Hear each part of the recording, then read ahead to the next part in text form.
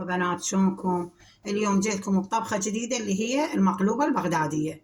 المقلوبة البغدادية عندي فخذين مال دجاج، أنا قطعتهن وسلقتهن وذبيت المي مالتهن والنوب فورتهن سلقتهن. زين، عندي هنا حبتين طماطة، حبة فلفل كبيرة، حبة بصل، هنا عندي بوتيتاية يعني حبة وحدة، وهنا 2 باذنجان. عندي هنا قلاصين تمن ما يقارب النص كيلو، وهاي عندي قلاص شعرية. هسه نسمي بالرحمن الرحيم ونشتغل الطبخة مالتنا واشوف لكم اياه. بنات استوى، قليت المكونات كلها، وهاي هنا قليت الطماطة اللي جوا يعني بكعب الجدرية. هسه راح نبدا نصفط المواد. هسه قدامكم اصفط المواد. هسه راح نحط البصل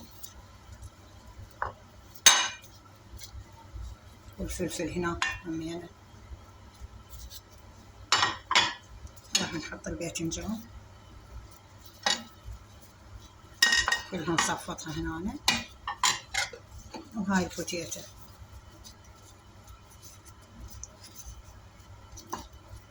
هسه بعد نخلي الشعرية،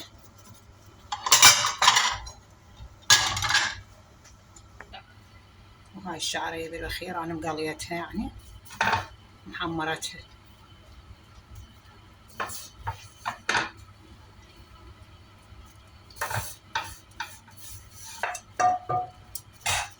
هسه بعد راح أخلي التمن فوقها. خليت التمن، أنا التمن ترى طابختها بالزعفران. هسه أخليها شوية على النار تتهدر وأشوف لكم النتيجة النهائية.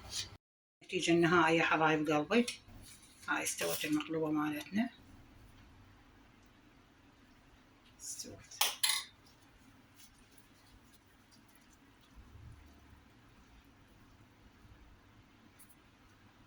سهمكم العافية، لا تنسونا باللايك والاشتراك والمشاركة، فعلوا زر الجرس، وإن شاء الله أجيكم بطبخة جديدة